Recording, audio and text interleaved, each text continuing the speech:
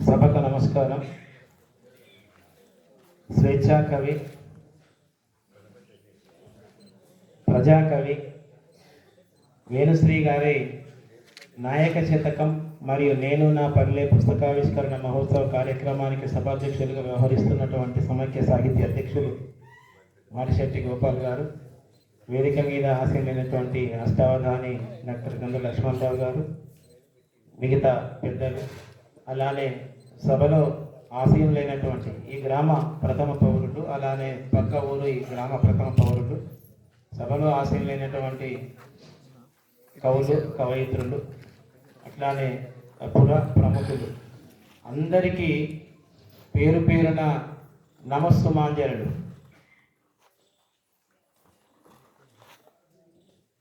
పల్లెలో పుస్తకావిష్కరణ కార్యక్రమం పెట్టుకోవడం అనేది అది మామూలు విషయం కాదు. ఒక సాహిత్య కార్యక్రమం పల్లెల్లో ఉన్నటువంటి వాళ్ళకి ఒగ్గు కథ, బుర్ర కథ, హరికథ, అట్లానే కోలాటం, చిరుతల రామాయణం, సింధు భాగవతం కదా, నాటకాలు, ఇట్లాంటివి ఈ జానపద కళారూపాలన్నీ కూడా పల్లెలలో ఒక వెలుగు వెలిగినవి, పల్లెల్ని చైతన్యవంతం చేసినటువంటివి. అట్లానే అనేక సాహితీ ప్రక్రియలలో పద్యం కూడా పల్లె ప్రజల నోళ్ళల్లో నానిందే. చదువు రానప్పటికీ కూడా ఇప్పటికీ మన పల్లెల్లో ఉన్నటువంటి పెద్ద మనుషుల్ని ఎవరిని తట్టినా కూడా తెలుగు పద్యం రానటువంటి వాళ్ళు ఎవరూ ఉండరు. అది వేమన పద్యం కానీ,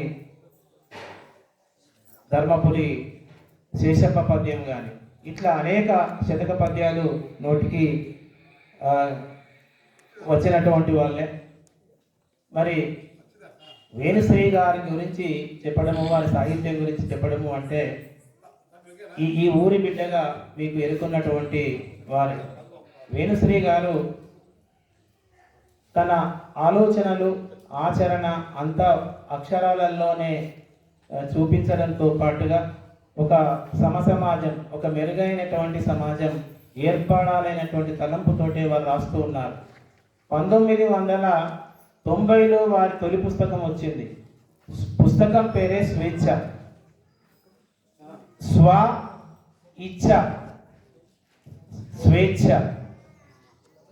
అంటే ఇది అన్ని రకాలుగా వర్తిస్తుంది. స్వేచ్ఛ అనేది ఎక్కడెక్కడ ఎవరెవరు ఎట్లా కోల్పోతూ ఉన్నారు, మరి భారత రాజ్యాంగం ప్రకారం కల్పించిన స్వేచ్ఛ అది. రాజ్యాంగం రాక మునుపు స్వేచ్ఛ లేదన్నటువంటి విషయం మనకు తెలుసు.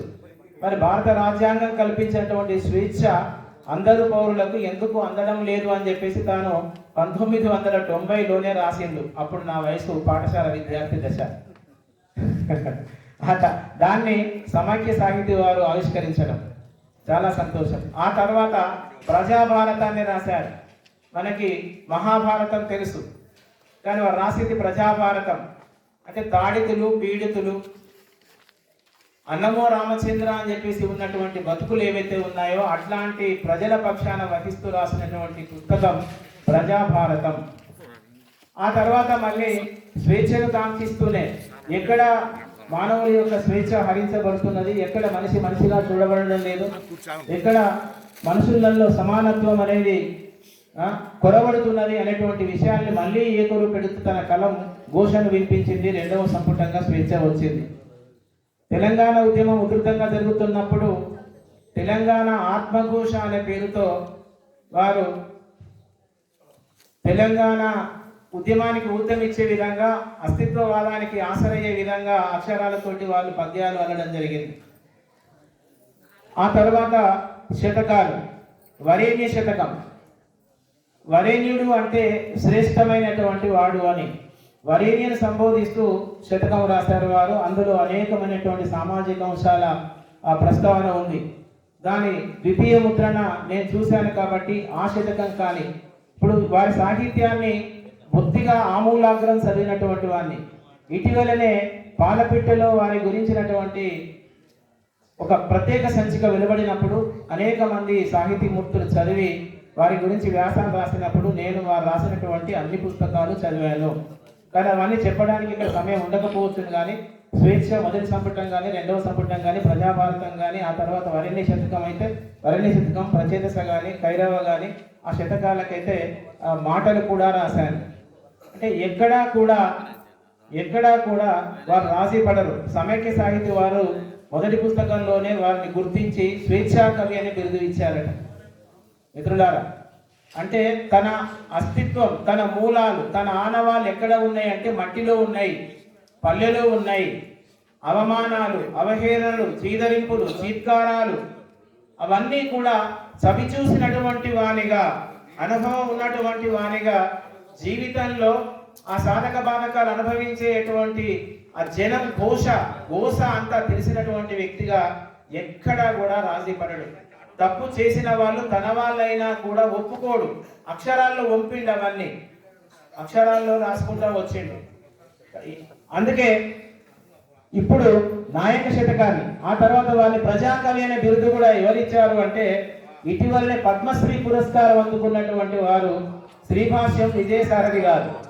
చూడండి, సర్వవైదిక సంస్థానం నుంచి కదా మనకు తెలుసు, సంస్కృతంలో శతాధిక గ్రంథాలు రాసినటువంటి ఆయన వీరికి ప్రజాకవి అనేటువంటి బిరుదును ఒసగుతాడు. ప్రజాకవి అంటే ఉన్నది ఉన్నట్టుగా ప్రజల పక్షం వహిస్తూ అక్షరాల్ని సృజించేటువంటి వాడు.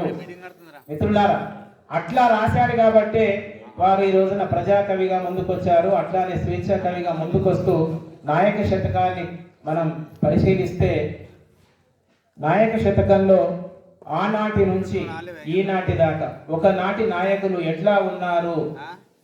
ఒకనాటి నాయకుడు జనం కోసం జీవించాడు, సర్వస్వాన్ని అర్పించాడు, జైలు బందీఖానాలలో మగ్గాడు, ప్రాణాలను కూడా త్యాగం చేశారు కదా. వాళ్ళ జనం కోసం, ప్రజల కోసం ఏ విషయంలో రాజీ పడకుండా పోరాటం చేసి ఈ దేశానికి స్వతంత్రం తీసుకొచ్చారు. స్వతంత్రానికి ముందు పోరాటాలు చేసినటువంటి వాళ్ళు, అసలు సిసలైనటువంటి నాయకత్వం ఈ దేశంలో అట్లా ఉండేను. లోకం కోసం ఆలోచించేటువంటి నాయకత్వం, లోక శ్రేయస్సు కోసం పనిచేసేటువంటి నాయకత్వం. మరి స్వాతంత్రం వచ్చిన తర్వాత ఏం జరిగింది? స్వలాభిపేక్ష పెరిగింది, స్వార్థపరత్వం పెరిగింది, ఆశ్రిత జనుల్ని ఆదరించడం, బంధుప్రీతి హెచ్చింది, పక్షపాతం పెరిగింది. అది ఈ పార్టీ ఆ పార్టీ ఏ పార్టీ అని కాదు, నేను మళ్ళీ చెప్తున్నా, వేణుశ్రీ గారు ఏ పార్టీనైనా ఏదో ప్రతిపక్ష పార్టీని సంకనెట్టుకొని అధికార పార్టీ పనులనే కోసినట్టుగా కాదు. అది ఏ పార్టీ వాడైనా కానివ్వండి. కాళోజీ చెప్పినట్టుగా పార్టీ వ్రత్యం అని చెప్పేసి రాస్తూ ఉంటాడు. కాళోజీ ఒకప్పుడు అనిపిస్తూ ఉంటుంది, కాళోజీ తత్వాన్ని ఏమన్నా పుచ్చుకున్నాడు అయ్యింది. కాళోజీకి ఆయిజం ఈయిజం అంటూ ఉండదు, ప్రత్యేకంగా నాయిజం. తప్పు చేసిన వాడు ఎవడైనా కానీ ప్రశ్నించేటువంటి తత్వం కాళోజీ నుంచి వేణుశ్రీ గారికి అభ్యుందేమో అని చెప్పేసి చెబుతూ, మిత్రులారా, పుస్తకం అందరి చేతుల్లోకి వస్తుంది. ఈ పుస్తకంలో 108 పద్యాలు. ఈ 108 పద్యాలకు కాను అన్నీ కూడా ఈ రాజకీయ అంశాలకు సంబంధించినవి. ఇది రాజకీయ శతకం కాదు. నాయక శతకం అనగానే ఇదేదో రాజకీయ నాయకుడిని సంబోధించి రాజకీయమే ఉంటుంది అనుకుంటాం, కానీ ఇది ఒక సామాజిక శతకం. సమాజంలో ఉన్నటువంటి అన్ని సమస్యల్ని స్పృశిస్తూ రాసినటువంటి శతకం. అట్లానే మకుటం చూడగానే నరసింహస్వామిని సంబోధిస్తూ చెప్తాడు. నరసింహస్వామిని సంబోధిస్తూ చెప్తున్నాడు కదా, మరి ఇది భక్తి శతకమేమో అనుకుంటారు. అట్లానే ఆత్మాశ్రయ శతకమేమో అని చెప్పేసి అనుకుంటారు. కానీ జనులందరి బాధను తన బాధగా నరసింహస్వామికి చెప్పుకుంటాడు. అయ్యా నరసింహ, ఆనాడు దుష్ట శిక్షణ కోసం, శిక్ష రక్షణ కోసం నువ్వు ప్రహ్లాదుని కాపాడడానికి వచ్చినట్టు కనబడతావు, కానీ ధర్మ సంస్థాపన కోసం ఆ రోజు నువ్వు ఎట్లయితే విచ్చేసినావో ఈ రోజు కూడా ఈ స్వార్థపూరితమైనటువంటి కులోన్మాదంతో కుళ్ళిపోయినటువంటి నాయకులు, మతోన్మాదంతో మంటల్ని రగిస్తున్నటువంటి నాయకులు, ధనిక పేద తేడాలు చూస్తున్నటువంటి నాయకులు, పేదల కొంపలు కూలుస్తున్నటువంటి నాయకులు ఒకటా రెండా, అది పార్లమెంటు నుంచి మొదలుకుంటే మన ప్రాంత స్థాయి దాకా ఉన్నటువంటి ప్రతి రాజకీయ నాయకుడు చదివితే వాళ్ళ మనసులో ఉన్నటువంటి మాలిన్యం, కొద్దిగా నన్న స్వార్థ చింతన శుభ్రపరచబడుతుంది అని చెప్పేసి నేను భావిస్తూ ఉన్నాను. వారు అదే పని చేశారు ఇందులో. ఈ శతకాన్ని మన నరసింహులపల్లి లక్ష్మీ నరసింహస్వామికి అంకితం ఇవ్వడం జరిగింది. ఏమంటాడు అంకిత పద్యంలో? ఈ ప్రజాస్వామ్యము నింక కాపాడగా నరహరి రావయ్య, నాయకులకు సద్బుద్ధి నొసగు సక్రమ పాలన చేయు విధము నీవే చేయుమయ్యా. ఇట్లా అంటే నీవే ఈ భారత ప్రజాస్వామ్యాన్ని కాపాడడానికి నీవు మళ్ళొక్కసారి రావాలి. ఈ రోజున ప్రజాస్వామ్యం అపహాస్యమవుతున్నదా అన్న విధంగా ఇక్కడ దాపురించింది. మళ్ళొక్కసారి ఉద్భవించి ఈ దుష్టత్వాన్నంతటిని కూడా దునుమాడి శిష్టత్వాన్ని కాపాడాల్సినటువంటి అవసరం ఉంది. అందుకోసమే నేను ఈ నాయక శతకాన్ని రాసి మీకు అంకితం ఇస్తున్నానని చెప్పి చెప్తారు వేణుశ్రీ గారు. మరి మిత్రులారా, శతకాలు సమాజాన్ని చైతన్యం చేసినటువంటివి, సమాజాన్ని జాగృతం చేసినటువంటి శతకాలు మనకు కనబడతాయి. 13వ శతాబ్దం నుంచి మొదలుకుంటే మొట్టమొదటి శతకంగా మనం పాల్కూరికి సోమనాథుడు రాసినటువంటి వృషాధిప శతకాన్ని చెబుతున్నాం. బసవ వృషాధిప అనే మకుటంతో రాసినటువంటి శతకాన్ని 13వ శతాబ్దం నుంచి తెలుగు సాహిత్యంలో దాదాపుగా ఇప్పటికీ 800 ఏండ్లుగా ఈ శతకం ఏం చేస్తున్నది అంటే సమాజాన్ని సంస్కరిస్తూ ఉన్నది, సమాజాన్ని మెరుగుపరుస్తున్నది. ఎక్కడికక్కడ లోకం పోకడను, అక్రమ పోకడల్ని ఏకరు పెడుతూ సక్రమ పోకడల వైపుగా పయనించేటట్టుగా ఈ శతకం ఒక మార్గదర్శకత్వం, ఒక మార్గ నిర్దేశకత్వాన్ని చేస్తూ వస్తూ ఉన్నది. అదే పరంపరలో ఈ శతకంలోని పద్యాల వైపుగా మనం ఒకసారి పోతే మొట్టమొదటి పద్యాల్లోనే వారు ఆనాటి నాయకుల యొక్క త్యాగాల గురించి చెబుతారు. అట్లా చెప్పుకుంటూ వస్తూ ప్రతి పద్యం కూడా 108 పద్యాలు కూడా, ప్రతి పద్యంలో కూడా నాయకులు ఏ విధంగా గోల్మాల్ చేస్తున్నారు కదా. ముఖ్యమంత్రులుగా ఉన్న వాళ్ళే ఏం చేస్తున్నారో చూడండి. ఈ ముఖ్యమంత్రి ఆ ముఖ్యమంత్రి అని కాదు, తెలంగాణ ఆంధ్రప్రదేశ్ అని చెప్పేసి అనుకునేరు. భారతదేశంలో అప్పటి నుంచి ఇప్పటిదాకా పరిపాలన చేస్తున్నటువంటి ఏ ముఖ్యమంత్రి అయినా కూడా ఇందులో మనం చూసుకోవచ్చు. శాసన సభ్యులు చట్టముల్లంఘన కొందరు చేయగా కోట్లు కూడా పెట్టుకొనిన ఇంకా బెదిరించుచూ జనముల ముఖ్యమంత్రులు కూడా ముచ్చటపడి ఇంద్ర భవనముల నిర్మాణముల చేసి నివసించుతుందరు కదా నెనరు లేక. ఇట్లా చెప్పుకుంటూ పోతూ ఉంటారు. పరిణతి లేనట్టి పాలనమ్ములు చేసి పాతవన్నీయును పనికిరావు. ముఖ్యమంత్రి స్థాయిగా ఉన్నటువంటి వ్యక్తులే అవినీతి పరులై ఆశ్రిత పక్షపాతంతో బంధుప్రీతితోటి వ్యవహరిస్తూ ఉంటే మరి ఈ దీనజనుల గోస ఏం కావాలి? వాళ్ళేమో ఇంద్రభవనాలు కట్టించుకోవడానికి కోట్లు ఖర్చు చేస్తూ వస్తూ ఉన్నారు. మరి నువ్వు ఇట్లా ప్రజాధనాన్ని ఎందుకు దుర్వినియోగం చేస్తున్నావు అని చెప్పేసి ప్రశ్నిస్తే ప్రశ్నించేటువంటి వాళ్ళ గొంతులు నొక్కేస్తున్నారు, జైళ్ళల్లో తోస్తున్నారు. ఇట్లా నిర్భీతిగా నిర్భయంగా రాసేటువంటి కలేజ అన్ని కాలాలకు ఉండదు. ఈ రోజున చాలా మంది కవులు, నేను ఒక మాట చెప్పి, చాలా మంది కవులు అక్షరాలను అమ్ముకుంటున్నారు. నాకేం భయం లేదు, నేను వేణుశ్రీ గారి వెనకాలే ఉన్నా. ఎందుకంటే ఆయన నాకు ధైర్యం. ఆయన ప్రధానమంత్రిని తిట్టగలడు.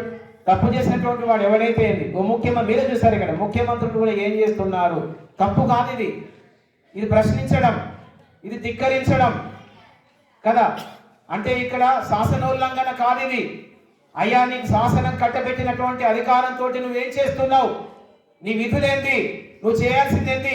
ప్రజాధనాన్ని నీ ఇష్టం ఉన్నట్టుగా నువ్వు పందికొక్కులాగా కొక్కుతావా? ప్రజాక్షేమం కోసం కదా, ప్రజా శ్రేయస్సు కోసం నిన్ను గెలిపిస్తే నువ్వేం చేస్తున్నావు? ఇక్కడ ఇల్లు లేనటువంటి వాళ్ళు మగ్గుతూ ఉంటే ఇంద్రభవనాలు కట్టుకొని కులుకుతున్నావు అని చెప్పేసి ప్రశ్నిస్తూ ఉంటాడు. ఇది కావాలి కదా, ప్రశ్నించాలి కదా, అడగాలి కదా, అవినీతిని కడిగేయాలి కదా. ఇట్లా కడిగేసేటువంటి కళలు కొన్నే ఉంటాయి. మరి అట్లాంటి కళలలో మా తరం కంటే ముందు వరుసలో ఉన్నటువంటి వారు వేణుశ్రీ గారు. మిత్రులారా, ఈ శతకాలన్నీ కూడా మీ చెంతకు చేరుతాయి కదా. ఇంకేమంటాడు? నేడు దేశము నందు నెల్లవేలెన్నిక జరుగు చోట్ల ధనము జనముకియ్య.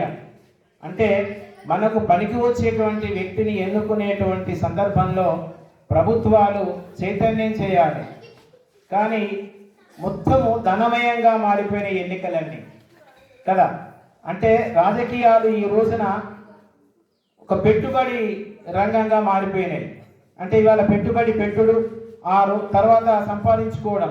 మిత్రులారా, ఇది వ్యవస్థ ఎవరిని ఉద్దేశించి అనే భావించవద్దు. రాజకీయ నాయకులలో కూడా శ్రేష్ఠులు ఉంటారు. ఎవరైతే ఇట్లాంటి మార్గాలలో పోతూ ఉన్నారో, నాయన ఇది మీ పెడ మార్గం, ఇది చెడు మార్గం కదా, అట్లా వెళ్ళొద్దు, మంచి మార్గంలో వెళ్ళు అని మార్గం చూపిస్తున్నాడు కవిగా. అంతేకాదు, జాతులను మతాలు సమసిపోజేసేటి నాయకులేలగా న్యాయమొప్పు, కక్షలేల జనులు రక్షణలో నుండి శిక్షలు పడకను పుక్షినందు. అంటే ఇట్లా జనాలు ఏ విధంగా విభజిస్తున్నారు జనాలను అని చెప్పేసి చెబుతూ వెళుతూ ఉంటారు. అట్లానే కవులు, కళాకారులు వీళ్ళల్లో కూడా ఎట్లా ఉన్నారు అంటే నిజాన్ని ఉన్నది ఉన్నట్టుగా చెప్పేటువంటి వాళ్ళు కాకుండా తప్పు చేసేటువంటి వారికి వత్తాసు పలుకుతూ, అవినీతి పరులకు భజనలు చేస్తూ, వాళ్ళ కీర్తి కండూతితోటి వాళ్ళకి బిరుదులు రావన్ననో పురస్కారాలు రావన్ననో అట్లాంటి వాళ్ళను మోస్తున్న తీరును కూడా ఇక్కడ స్వేచ్ఛా కవి వేలుశ్రీ గారు ఎండగడతారు. మిత్రులారా, ఈ శతకం ప్రతిదీ కూడా చిట్ట చివరిగా 108వ పద్యంలో ఏమంటాడంటే, మానవతను మించు మతము లేదని చెప్పు,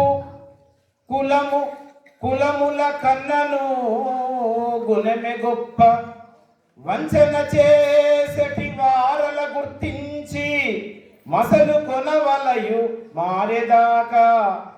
ఇట్లా వాస్తవంగా ఈ పద్యాలన్నింటినీ గానం పెడితే బాగుండు గోపాలన్న. శతక పద్య గానం చేస్తే ప్రతి పద్య మాధుర్యం ఏందో మనకు అవగతం అవుతుంది.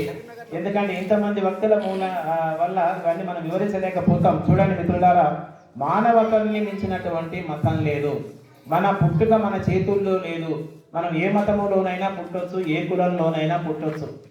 కానీ నా కులమే గొప్పది, నా మతమే గొప్పది అని చెప్పేసి ఈ రోజున కొట్టుక చచ్చేటువంటి కాలం పెరిగిపోతుంది. నేను భారతదేశం ఒకటే కాదు, ఇది ఆయన విశ్వదర్శనం చేసిందా అనిపిస్తుంది. పాకిస్తాన్లో చూడండి, మొత్తం ప్రపంచం అంతా జాత్యహంకార భావాలే ప్రబలినాయి. ఏ దేశాన్ని చూసినా ఇట్లనే పాటుపడ్డది. మతాల కోసం కొట్టుక సావడం.